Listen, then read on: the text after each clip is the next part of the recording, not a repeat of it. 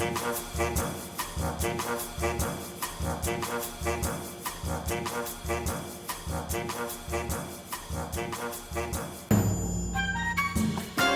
back to Everything's Fine, probably the podcast that delivers your weekly antidote to bad news and optimism on tap. All done in a chaotic enough way to prove that we are definitely not written by AI. Shelley is with me, as always. But Hello. Stu, hello. How are you? Good? Yeah, I'm good. I'm good. Sorry, I've just interrupted you. That's fine. I That's just fine. couldn't. I just couldn't wait. I thought you've just acknowledged me, and Just that excited to get yeah, started. yeah. Yeah, that's good. That's good. And it's appropriate, really, that you have jumped in and interrupted me because Stu is stuck on the A47. So he won't be with us tonight. So someone needs to interrupt me. But don't fret, listeners, because my cousin Gemma is again stepping into the breach. I'm We're sorry, doing listeners. Yay! good news stories, surreal tangents, and basically upping the intellectual property value of the entire podcast. So here we are, a fresh week, fresh set of good news stories, and three adults desperately trying to convince you that the world is better than other news outlets might have you believe. We'll be finding joy, hope, kindness, science, and probably at least one thing that sounds weird and dystopian, but we'll put a positive spin on it. It's fine. And because of us, we might take a couple of accidental detours via sarcasm, silliness, and the kind of comments you're legally required to issue apologies for unless I can cannily edit them out. Because that's what we do. We're here to try and make you smile, make you feel a tiny bit better, and distract you from the latest government announcement, which has probably changed again even while I'm saying this. So buckle up, settle in, prepare for another week of good news, questionable analysis, and at least 3 moments where I end up quietly dying inside at something one of the others says. Let's begin, shall we? let's. That's exciting, isn't it? So, let's start by talking about something I wasn't sure belonged anywhere near a good news podcast, to be quite honest, animal testing. Not just because the phrase non-human primate toxicity trial doesn't really chime with the good news we're aiming for, just the whole thing just feels a bit grim, right? But here we are, we're covering it because for once, something genuinely positive has happened. And after last week's episode, where I gave the UK government a bit of a verbal wedgie, I feel on a bound to say, fine, occasionally, very occasionally, we do something right. The UK has announced an actual plan with like dates and numbers and everything to phase out animal testing. Not just the usual government approach of, yeah, we'll look into it in the same way I'm still looking into sorting out the garden 16 years after we moved in. This is real. And let's face it, it's about bloody time. The headline is this: animal testing is going to start being phased out. It'll be replaced with things like organ-on-a-chip devices, 3D printed tissues, and clever computer modelling. So basically, science has reached the point of saying we don't need to test on a mouse because we can test on a tiny plastic liver plugged into a USB port. Clever stuff, right? They're aiming to get rid of some animal-based safety tests by the end of this year, which is frankly astonishing. I don't think the government could get anything done that quickly unless it involved tax breaks for billionaires. But they are investing a whopping £75 million to support alternative methods. By the end of 2026, some of the regulatory tests that have long used animals, so things like skin and eye irritation tests, are supposed to be phased out. Testing the strength of Botox on mice, that's due to go by 2027 according to the plan. And by 2030, they want to reduce tests on dogs and primates by at least 35%. So that means fewer beagles suffering and fewer monkeys regretting their career choices. Now, aside from the obvious benefit, which is, well, stop hurting animals, these new technologies could also be better science. The strategy document explicitly says the UK wants to do equivalent or better research and regulatory testing using non-animal methods. So hopefully, should be faster, more human relevant results. I mean, if you're testing a drug, you want to know how it works on humans, not just in a mouse or a monkey, right? If these methods work, we could see a real shift in how we do medical research. More efficient, more ethical, but hopefully just as effective. Animal welfare organisations, they're cautiously excited. The RSPCA has welcomed the strategy as a significant step forward, but they are urging the government to, actually deliver. And the Humane Research Trust is similarly hopeful, saying this roadmap could be the beginning of the end for animal testing, at least where alternatives are ready. So that said, it is not a silver bullet. Some scientists are warning the government's pushing too hard, too fast. Reducing tests on primates and dogs is one thing. Fully replacing every kind of animal use, that's a much harder, much messier job. Plan itself actually acknowledges that fact.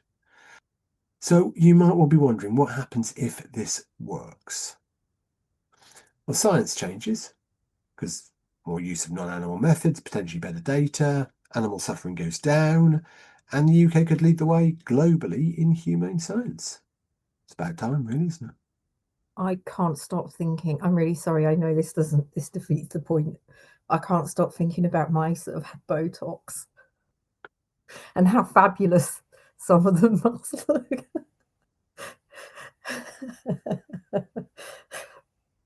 I feel like if we kind of knew that joke about, a spokesman for a mouse said that they were surprised, but you really couldn't tell. Well, like you just can't tell what their emotions are. Just you look a little bit like you're wearing an animal pelt today, actually. Me? Yeah. No, not at all. This is far too cheap to be an animal pelt.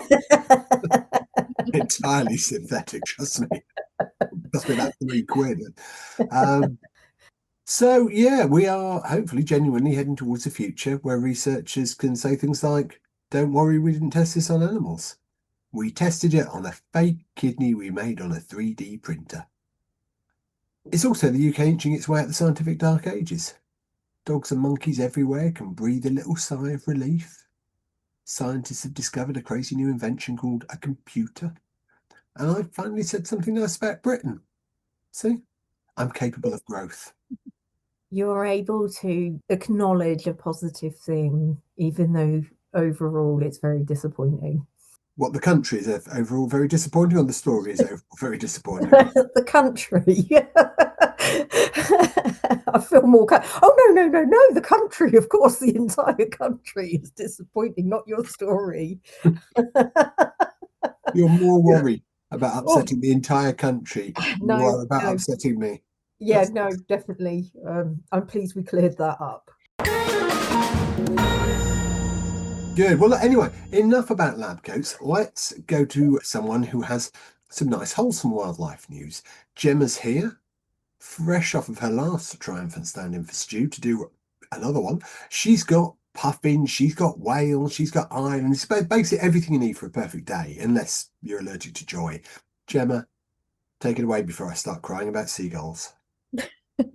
Well, I'm going to kick in off my little bit with a win for seabird restoration, as puffins have returned to the Isle of Muck, County Antrim, Northern Ireland, to breed for the first time in 25 years. After Ulster Wildlife, who managed the reserve, took steps to remove rats in 2017, puffins have started to return, and it is hoped that there could be little pufflings next year, which, like, puffins are cute enough, but little ones? There could be little pufflings. I like how also they've decided to come back on their own for sex. It was just like this has been marketed to them as some sort of romantic getaway. The Isle of The Muck. Irish Go accent. for a mucky weekend at the Isle. I'd have to say, if I go missing for 25 years and then reappear, it's going to be a much less wholesome story than this. Is it? I think. It's like, yeah, don't worry, Jim. You can come back. We got rid of the rats in your shed. I bet honestly, the team who removed brown rats from the island, kudos to them. Well, I was wondering if Shelley's cats had kind of gone for it. You spoke about cats with jobs previously, and just, I wondered where they've been. Cats are exactly the sort of animals that will return after 25 years looking all pleased with themselves, and you'd have no idea. And they might bring you like a Toblerone from like duty free or something. Yeah. We're like, what are you upset for? Look, I bought your present. meowing in a vaguely Parisian accent. That's nice. There's a baby pufflings. Isn't that the most beautiful thing? Because I know baby hedgehogs are called hoglets, which I thought was pretty Oh, much the cutest thing, but I think pufflings It's up might there, actually right? be cuter. I don't know. I wouldn't like to call it for the cuteness of the Mm. word. puffling Or the is babby, to be fair. yeah, puffling is very cute. It sounds like something that was like a children's toy in the 80s, doesn't it? It's awesome stuff, obviously, but not least because puffins raise a single chick during the breeding season, and 24 of the 25 species are at risk of local or global extinction. So bring on the pufflings. Yeah, absolutely. Is it because puffins, very much like quite a lot of adults, they have their first child and then go, that's me, I'm done. I cannot do this again. I'm not I'm not saying sure. that's what happened to with us, obviously. I'm I'm not not sure saying that's what happened to me either, Jim.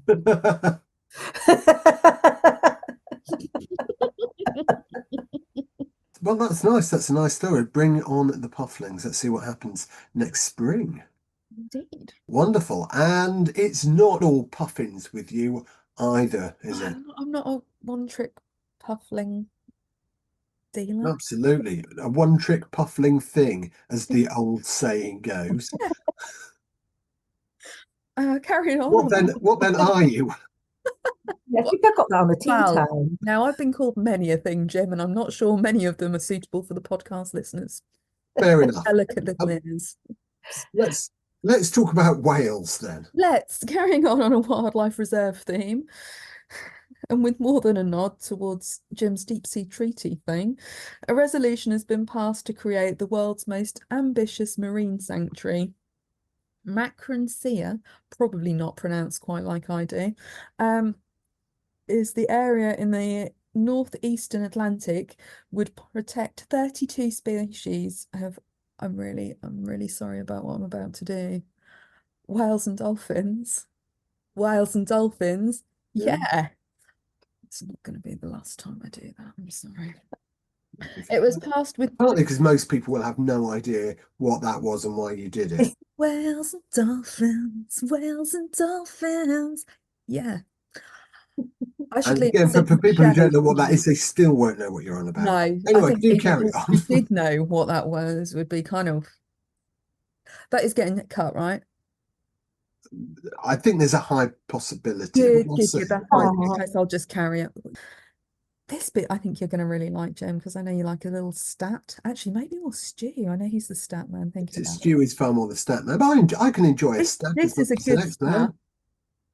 It was passed with 96.5% of all possible votes, which excites me greatly. I can't even tell you for why. Not That's a sure lot of the votes. UK was involved in that, though, to be perfectly Yes. honest. We're going to be in the 3.5% that didn't, aren't we? Or maybe the abstains while we think about it. Yeah, probably that. Postal vote, maybe? Maybe. Yeah, got lost in the mail. Easily done. Also, 84% of all species of whales and dolphins in the Atlantic pass through the conservation area or proposed conservation area, where they will now be protected from the likes of entanglement in fishing gear, ship strikes, underwater noise pollution, and deep sea mining. Excellent. yay! It's weird, isn't it? Because they just sort of travel all around all the time, don't they? They're They just, do. yeah, they. My sister, she doesn't like dolphins because she thinks they look a bit smug. She's like, I don't trust them.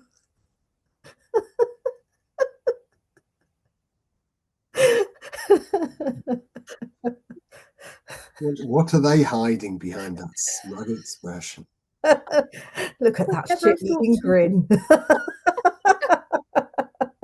have never thought to accuse a dolphin of smug face, but now I'm going to look at them in a completely different light. Do you think it's because people want to swim with them, whereas most other aquatic life, or or humans. And that's the thing. She might be just threatened by their success. Maybe. Yeah, you can imagine dolphins looking more depressed because they have to swim with humans. Are But they good news. bribed though? I Sorry? reckon we probably bribe them, don't we? They're going to be given fish. Maybe that's why they look smug. Maybe. It's Maybe. chickens.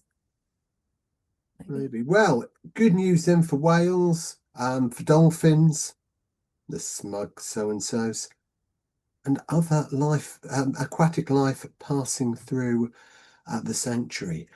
Great. Well, look, from puffins returning to the Isle of Muck and safe spaces for whales and dolphins to a very different kind of hope in a very different place.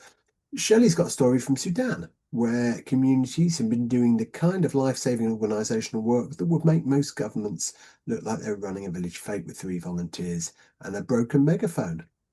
That is actually the way I viewed this story. That's interesting that you have mentioned that. So yeah, oh, I need my glasses. Sorry. I'm actually getting to that point now where I lose my glasses on my head all the time. It's a proud moment in anybody's life. Yeah, I finally reached, a goal, haven't I? A life stage. Yeah, absolutely. Is it time to invest in the little neck thing instead? Oh, I do want one of them. I do. I think no, I think I mean, if I do it, it will be cool. So Obviously. yeah. Obviously, yes, that's it. If anybody else does it, it looks a bit silly, but on you. It's very practical. It's not silly. It makes sense. Yeah, well, I mean, so are those umbrella hats. They're very practical too, but I wouldn't recommend wearing one. Well, I was about to just say about how I've ordered a new umbrella, and no, I'm going to get really distracted and go off on a massive tangent. Let's bring you back to these response rooms in Sudan, What which were we I talking just have a about? feeling is a slightly more interesting story somehow. Yeah, I think. Sorry, blur. Cut that bit. I lost my The word. bit where you went, sorry, blur. I tried to start speaking like halfway through a word. I don't love it when know if that's possible. I was like, Adrian. I didn't think this could happen, but right now I'm missing Stu. No I more. need him to come in and restore some sense to the whole thing. It's okay. It's fine. I'm excited. I've got my glasses. I've got a new umbrella, and I have a good story to tell. So, Right, on you go then. yeah. So, I mean, as most people can think of the situation in Sudan, it is very hard to imagine in a place like that that's facing such pain and darkness actually has some kind of hope and some kind of happiness within it. It's one of those stories I would say when you read about it or hear about it, it kind of restores your faith in humanity. So, what they have there is a community led emergency response rooms, and these have been provided as a response to the war. And they are providing healthcare, food, education, and support to civilians who've been displaced, many of whom are also grieving the loss of loved ones. So, originally, they were actually called emergency resistance committees, and they were set up in 2019 during the Sudanese revolution, and they were just sort of set up to provide like community kitchens, and then they continued during the pandemic to then sort of like provide healthcare as well to people. Then when the war broke out in 2023, and because like other aid organizations haven't been able to gain access to provide any support, or if they have, it's extremely limited. Like Sudan is completely cut off from the world at the moment. These emergency response rooms have then sort of evolved into something kind of pretty amazing, really. And I think bearing in mind what the work that they're doing here at the moment, you have to like it's actually run just by volunteers. These volunteers are doing this and putting themselves at great levels of risk to do so because they're actually getting killed and tortured for protecting the civilians in Sudan, but they are still doing it regardless. So, yeah, they have all these different community hubs. They cover 18 states, and then there's like each community per state. And then each of those communities has its own elected officials. So it is better than the government. And yeah, so they still have like the community kitchens, they have like soup kitchens and all of these things, but they're also now providing hospital care.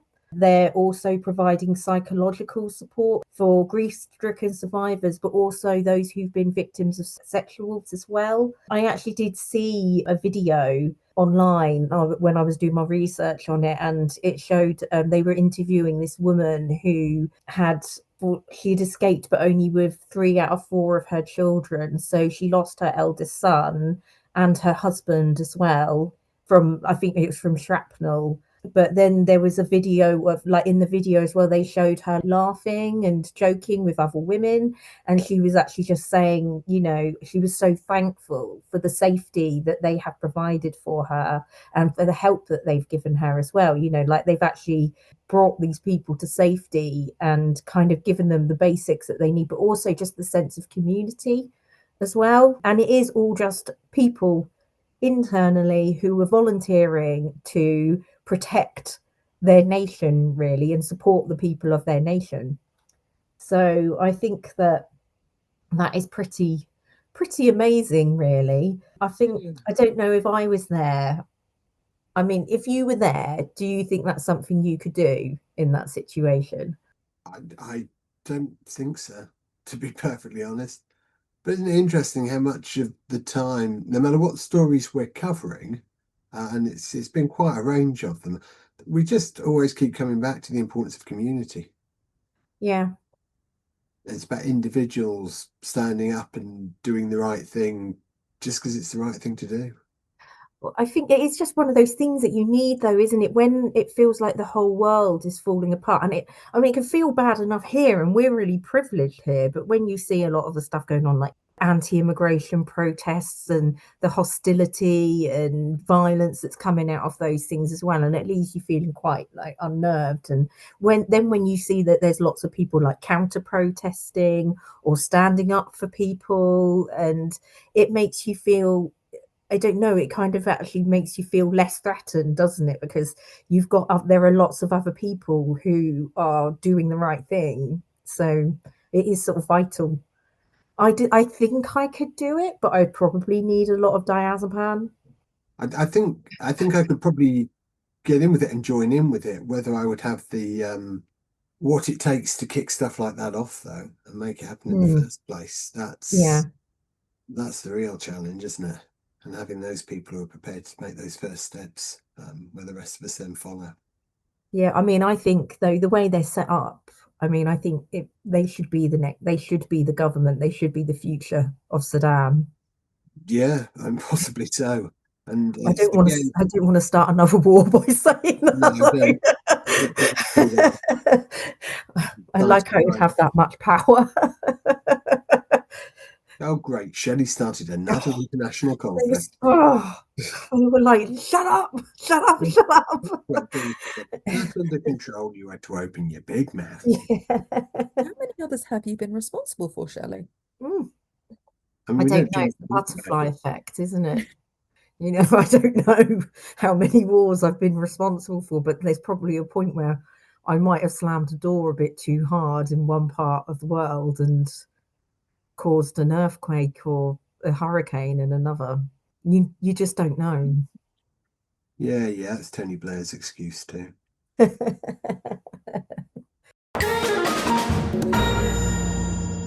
Good. Let's take things in a slightly different direction now. Talk about some very different types of community heroes. Shelley, your next story takes that whole random acts of kindness idea and just covers it in buttercream, because that's where we're going next. The rebels aren't armed with spray paints and things like that. They're armed with spatulas. Oh, isn't buttercream great? It's the best. I could probably just eat that on its own. Like, I don't need the sponge. You don't understand why icing is a thing when buttercream exists. Oh, it's great. Buttercream is good, but Have either of you been to the Harry Potter studio tour in Watford? No. No. No. Okay. Should you ever go, it's probably doubtful you will if you haven't yet. Don't try butter beer. It's absolutely disgusting. Oh, so I did go like years and years ago to Universal, Oh, and they yes. were selling it there, and it was horrible. It's absolutely foul, isn't it? Yeah, it's just like well, it's just vomit. Butterscotch flavored disgustingness, which is odd because I Strange don't vomit. like Scotch. But yeah, that is a nasty, nasty drink. Anyway, yeah, Yes, that's not sorry. really helping with the story. Do carry on, Shelley. So yeah, this isn't a review of like fantasy drinks. This is a serious business. We're talking about cakes now. Sorry, So yes, I meant no yeah. disrespect. Yeah. So there is a bakery in Charlotte, North Carolina, who they do more than just sell cakes, although I think that is enough. And anyone who makes cakes deserves a Nobel Peace Prize because cake is awesome. There would Um, be a lot of Nobel Peace Prizes there. yeah, yeah. I made a cake once, so I probably should get a Nobel Peace Prize. And And it was nice. It was a it's good it's cake. no less ludicrous than Donald Trump's claim to a Nobel Peace Prize when he threatened to invade Canada and Greenland and other countries. Anyway, But yeah. Yes, so there is a man called Manolo Bentaker, who is the owner of Manolo's Bakery, and he has been giving out cakes to his homeless neighbors for the past 12 years. He was born in Colombia and came to the States 25 years ago and started his business. He was aware of the homelessness in the city and wanted to help.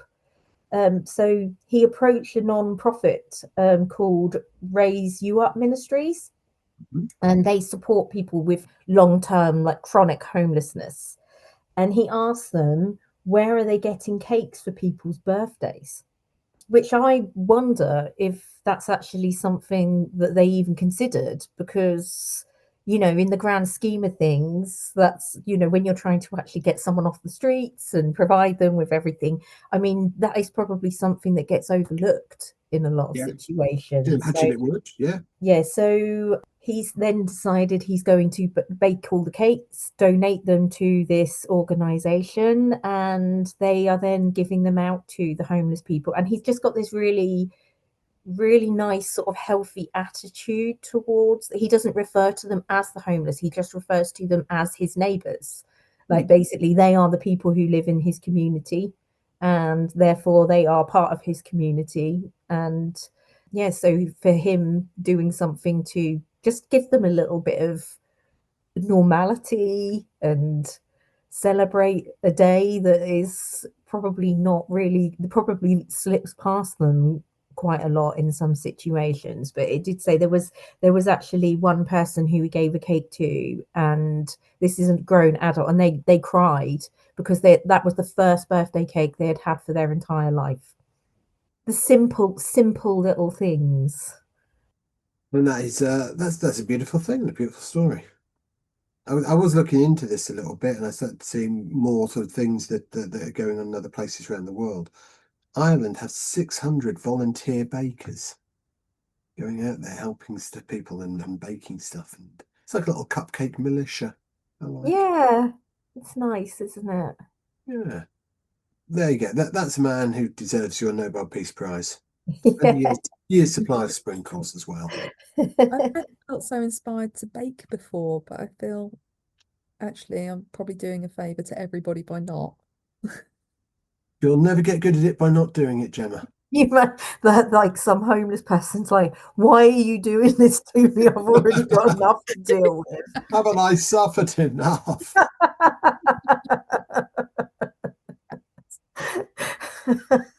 Why have you just given me this hard frisbee thing? Something they can shelter under from the rain. It's your new roof. And more practical than Shelley's umbrella had. All right, let's do a footy story now, shall we? A football story, and not the kind where the billionaire owners sack their third manager of the season. This one's all about grassroots, and it's warm and it involves tea, because what's more British than football and a cup of tea? I wanted to cover this one because we've spoken a lot about community and sport since we started the pod, but pretty much all of our focus has been on rugby. So thought it might be nice to look at a different sport. And also because this one is, for me and Gemma, at any rate, close to home.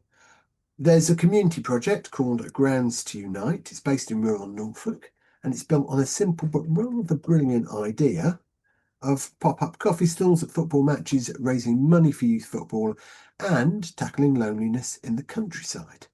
So it's all started by a lady called Lisa Gadge, whose kid plays goalie. She realised that whilst families are on the sidelines talking about kits and fees and how much a packet of crisps costs these days, a lot of people, especially the dads, feel isolated off pitch. So according to the founders, some conversations in the queue for halftime tea turned into real talk about how do we help people who can't afford football, or how do we help people feel like they really belong. So they set up a crowdfunder to launch this mobile drink stall at matches and community events. They sell tea, coffee, hot chocolate, all your standard warm stuff. And every penny goes back in two ways. It's either to help fund youth football through new kits or equipment or participation costs, or to build mental health and isolation support for people in rural areas. And there's something really quite beautiful about that, isn't there? It seems like very sort of practical, like good economics as well, doesn't it? Like, Yeah, it just all kind of makes sense, doesn't it? Campaigners have said that 70% of the stall's profits go into community projects. Nearly every cup of tea sold helps someone's child join in sport, or it helps someone who feels alone feel a little bit less alone. So it's not just, let's get people playing football campaign. It's deeply rooted in well-being. Lisa says that match day conversations while you're waiting for your cuppa often go into real stuff about mental health, loneliness, costs of being part of a team. And it's not some tiny micro project. Incidentally, there are broader stories of crowdfunding being used to unify football communities.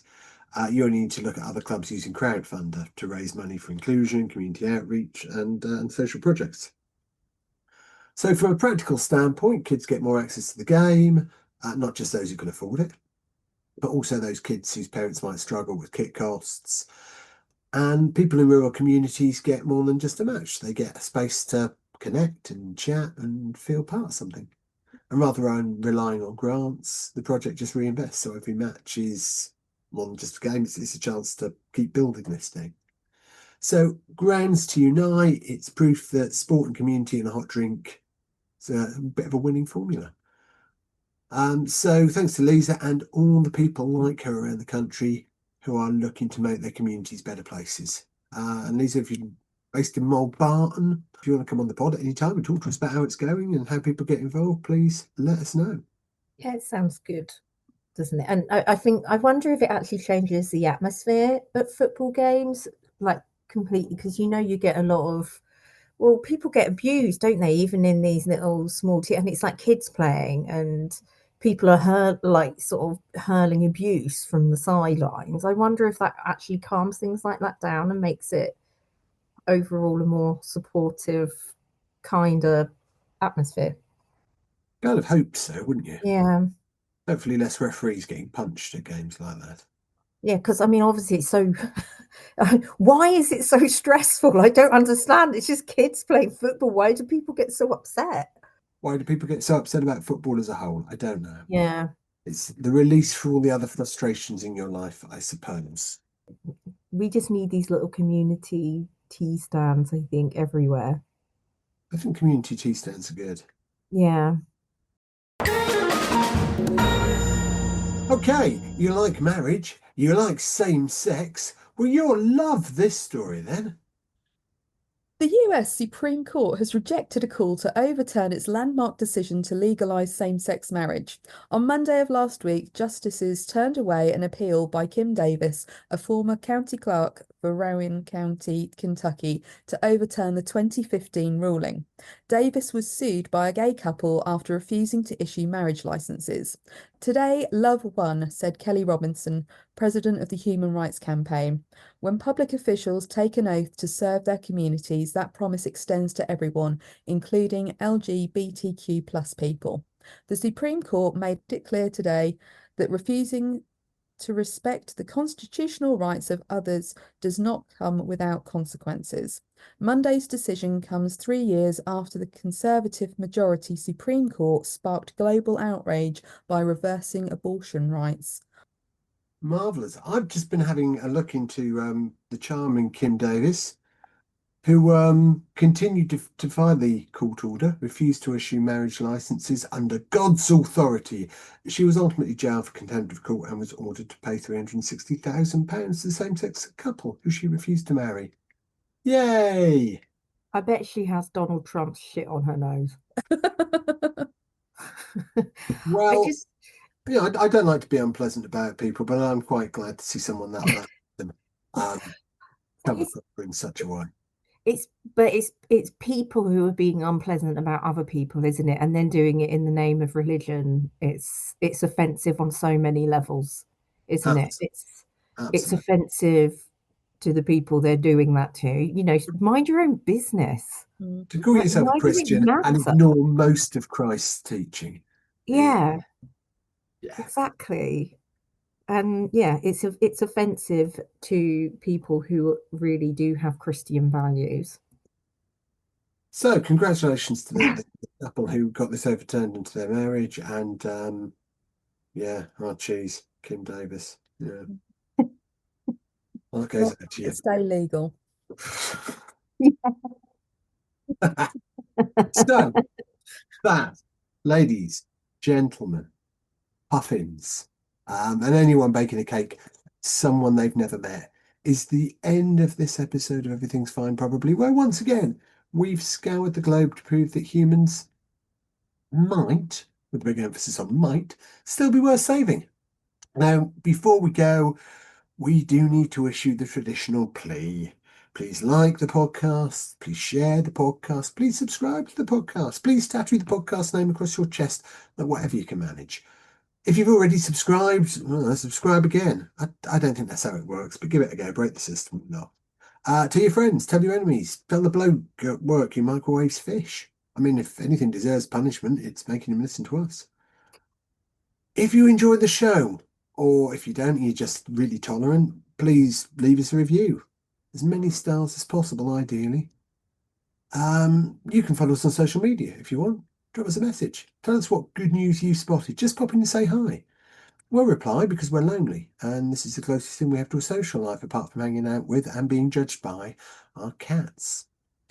And that's what we'll now be doing for the next 7 days until we're back with more good news presented in a slightly chaotic way. Until then, look after yourselves and each other. And remember that everything's fine, probably.